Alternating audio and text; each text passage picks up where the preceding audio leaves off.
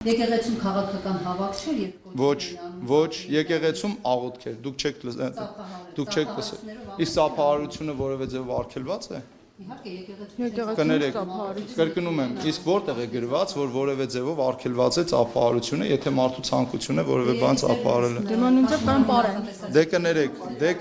Դե կներեք, կրկին անգամ ուզում եմ ասել, յուրաքանչյուր մարդ ազատ է կատարել այն, ինչը որ ինքը ցանկանում է կատարել, պահպանելով օրենսդրությունը։ Նույնիսկ եկեղեցու ներսում,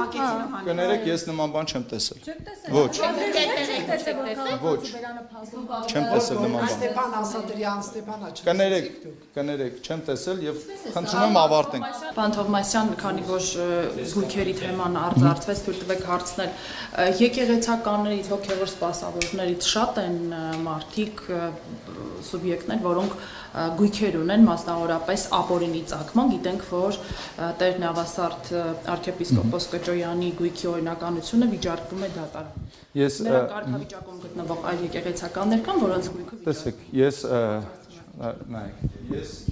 տեղեկատվություն չունեմ նախ եկեղեցականների վերաբերյալ, այսինքն եթե Հայաստանի Հանրապետության քաղաքացի է, աշխատավայրը,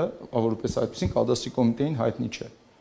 Եթե դուք գիտեք որևէ սուբյեկտի վերաբերյալ հարցման ժամանակ տեղեկատվությունը, եթե ազատ է, տեղեկատվությունը կադաստրի կոմիտեն համապատասխան տեղեկանքով տրամադրում է այդ տեղեկատվությունը, բայց աշխատավայրերի վերաբերյալ կադաստրի կոմիտեում ինֆորմացիա չկա այս Պարոն ես ձեզ համար հատուկ կարող եմ ցույց տալ, թե ինչպես է։ Եվ ձեր վերաբերմունքը։ Ինչի վերաբերյալ առանձին ուսումնասիրեմ։